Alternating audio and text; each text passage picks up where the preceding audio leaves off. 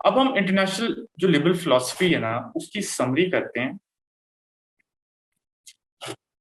और थोड़ी सी एग्जांपल्स देख लेते हैं, उसको अप्लाई भी करके देखते हैं। अब आप भूल जाए कि आइडियलिज्म क्या था, उससे पहले एनलाइटमेंट फिलोसफी क्या थी। अब हम बिल्कुल ही करंट पर्सपेक्टिव में देखते हैं और किसी एक फिक्स टाइम पीरियड के एंगल से नहीं देख रहे, एज ओवरऑल लिबरल को देखते हैं कि लिबरल फिलोसफी की क्या जो है वो अब बातें हैं। अब it will make more sense to you. Idealism उस 20 साल के लिए एक रिस्ट्रिक्टेड चीज है। अब हम बात करें कि वो वाले कॉन्सेप्ट भी और ओवरऑल जो अब भी जो एक liberal philosophy liberal world view जो निकलता है वो क्या है, ये देखते जाते हैं। इससे आपको रिवाइज भी हो जाएगा, समझ भी आएगी। सबसे पहले वो बात करते हैं इंटरनेशनल रूल बेस्ड ऑर्डर की। इंटरनेशनल रूल बेस्ड ऑर्डर होना चाहिए, रूल्स होने चाहिए इंटरनेशनल लेवल पे। उसमें रिस्पेक्ट फॉर इंटरनेशनल लॉ होना चाहिए, respect for treaties and customs होना चाहिए। और आप देख सकते हैं कि उसकी मैनिफेस्टेशंस क्या है। यूएन क्लॉज 1982, ये क्या चीज है?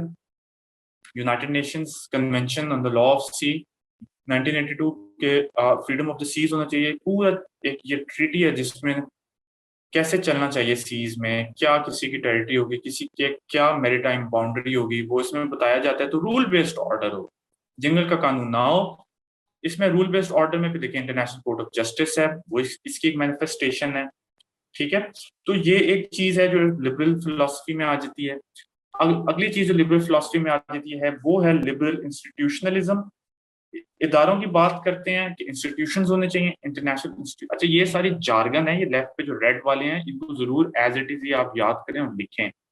आगे उसकी एक्सप्लेनेशन और एग्जांपल और एप्लीकेशन है। इंटरनेशनल इंस्टीट्यूशंस की वो बात करते हैं, वो कहते हैं इंटरनेशनल इंस्टीट्यूशंस जो हैं वो मेंटेन कर सकते हैं पीस को। और उसकी मैनिफेस्टेशंस क्या है या एप्लीकेशन क्या है कि लीग ऑफ नेशंस 1920 में बनी, लिबरल फिलोसफी से यूनाइटेड नेशंस 1945 में बनी, वर्ल्ड ट्रेड ऑर्गेनाइजेशन बनी। जितनी आप देख सकते हैं कि इंटरनेशनल इस तरह के इदारे हैं, ईयू है, यूरोपियन यूनियन है, ये सारे के सारे इंटरनेशनल इंस्टीट्यूशनलिज्म की एक मैनिफेस्टेशन हैं। ईयू बहुत अच्छी एग्जांपल है जो कि लिबरल फिलोसफी को एक अच्छा पॉजिटिव जो है वो प्रूव करता है। इंटरनेशनल कॉपरेशन है, उस पर बिलीव करते हैं कि सारे कॉपरेट करें, cooperation to solve collective problems and maintain peace. अब वो बात करते हैं कि सब मिल के जो है वो प्रॉब्लम्स को सॉल्व करें। उसमें कलेक्टिव सिक्योरिटी आ जाता है कि जैसे एग्रेशन हो तो वो मिल के सारे सॉल्व करें, जैसे कि गल्फ वॉर में देखा गया 1991, जहां पे एनवायरमेंट का भी इशू हो सकता है। तो इंटरनेशनल कॉपरेशन है। पेरिस क्लाइमेट एग्रीमेंट बहुत अच्छी एग्जाम्पल है कि कैसे इंटरनेशनल कॉपरेशन हुई और मुल्कों ने आपस में ये फैसला किया कि हम अपने कार्बन एमिशंस को कंट्रोल करेंगे। ये भी एक लिबरल फिलोसॉफिकल फ्रेमवर्क से आ जाएगी इंटरनेशनल कॉपरेशन। फिर इंटरनेशनल पीस होनी चाहिए, इंटरनेशनल पीस मेंटेन करनी चाहिए और peace needs to be maintained and war averted. उसके अंदर डिफरेंट जो है वो उनके मैकेनिज्म्स हैं, जिस तरह कलेक्टिव सिक्योरिटी का सिस्टम उन्होंने कहा। फिर उन्होंने कहा कि एग्रेशन को इलीगल कर दिया जाए। आर्टिकल 2(4) है यूएन चार्टर का जो हमने बात की, जो एग्रेशन को इलीगल कर देता है। फिर ये बात करते हैं इंटरनेशनल फ्री ट्रेड की कि ट्रेड रिस्ट्रिक्शन नहीं होनी चाहिए, मुल्कों को आपस में फ्रीली ट्रेड करना चाहिए, फ्री मार्केट इकोनॉमी और ग्लोबलाइजेशन होनी चाहिए। इसमें इसकी मैनिफेस्टेशन हम देखते हैं general agreement on tariffs and trade 1947, GATT जिसे कहते हैं, वो फ्री ट्रेड मेंटेन करता था। फिर वो कन्वर्ट हो गया वर्ल्ड ट्रेड ऑर्गेनाइजेशन बन गया 1995 में, वो फ्री ट्रेड जो है वो करता है। नेफ्टा इसके एग्जाम्पल है। ये सारे के सारे लिबरल फिलोसॉफिकल फ्रेमवर्क से आ रहे हैं और सब में देख रहे हैं आपके कॉपरेशन नजर आ रही है आपको। फिर ह्यूमन राइट्स की बात करते हैं liberals at the international level. Human rights need to be protected everywhere. उसकी मैनिफेस्टेशंस हम देखते हैं, एक्चुअल जो प्रैक्टिस में है, जो एप्लीकेशन देखते हैं जो हो रही है आज भी। ह्यूमन राइट्स चार्टर है 1948 में साइन हुआ, वर्ल्ड वॉर 2 के कॉन्टेक्स्ट में। फिर जेनोसाइड कन्वेंशन 1948 में। जेनोसाइड कन्वेंशन में क्या है, जेनोसाइड के बारे में बात आती है, उसको इलीगल करार दिया जाता है, उसकी डेफिनेशन आती है कि जेनोसाइड क्या है।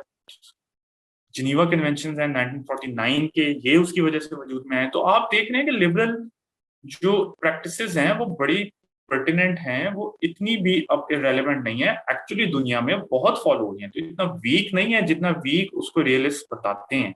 पर हमने दोनों को इक्वल वेटेज देनी है। जिनीवा कन्वेंशन है 1949, इसमें बिजनेस के लॉज आ जाते हैं, सिटीजन्स के लॉज आ जाते हैं, ह्यूमैनिटेरियन लॉज आ जाते हैं कि जंग लगी हुई है तो आपने क्या करना है, डेफिनेटली आजकल फॉलो होते हैं। फिर राइट्स ऑफ स्टेट्स की बात होती है कि स्टेट्स को हकूक दिए जाएं, उनके राइट्स प्रोटेक्ट किए जाएं। स्टेट्स के हकूक क्या होते हैं? उनकी टेरिटोरियल इंटेग्रिटी, सॉवरेनिटी, इस किस्म की चीजें। Small states need to be protected. Gulf war की हमने एग्जांपल देखी 1991, और गल्फ वॉर जो है उसमें एक छोटी स्टेट थी कुवैत, जिसपे एग्रेसर इराक ने हमला किया, उसको एनेक्स किया, तो यूएस ने जाके उनको बचाया और राइट्स ऑफ स्टेट्स को मेंटेन किया। फिर ये बात करते हैं इंटरनेशनल मोरालिटी की, कि इंटरनेशनल मोरालिटी भी एक चीज होती है। पीस अच्छी चीज है, एग्रेशन ईवल है, मतलब प्रॉपर इसमें आपको डायकोटमी मिलती है, मोरालिटी मिलती है। इसकी आप एक मैनिफेस्टेशन, एक एग्जाम्पल, एक एप्लीकेशन देखें। बुश ने एक स्पीच की थी, एक्सेस ऑफ ईवल स्पीच, जिससे उनकी एक थिंकिंग नजर आती है। जिस सदाम हुसैन डिक्टेटर है इराक में, एक्सेस ऑफ ईवल उन्होंने कहा था। इराक आ गया, उसमें किम जोंग उन आ गए, नॉर्थ कोरिया के, ईरान आ गया, उन्होंने कहा था ये एक्सेस ऑफ ईवल है, ये ऑटोक्रेटिक मुल्क हैं, अपने लोगों के राइट्स नहीं प्रोटेक्ट करते। तो ये एक उनका पर्सपेक्टिव था, आप डिसएग्री कर सकते हैं। इंटरनेशनल मोरालिटी आ जाती है। फिर सेल्फ डिटर्मिनेशन की बात करते हैं, कि लोगों के पास वो राइट है कि वो अपना डिटरमिन खुद करें, और ये आइडिया इस तरह से आता है कि स्टेट्स के पास वो राइट है। और सेल्फ डिटर्मिनेशन के साथ ही सॉवरेनिटी का कॉन्सेप्ट भी जुड़ा हुआ है, कि स्टेट की अपनी सॉवरेनिटी है, वो जो मर्जी करे। ये हमने देखा कि वुडो विल्सन ने अपने 14 नुकात में किया, और ऑस्ट्रो हंगेरियन और ऑटोमन एम्पायर पे अप्लाई भी हुआ सेल्फ डिटर्मिनेशन।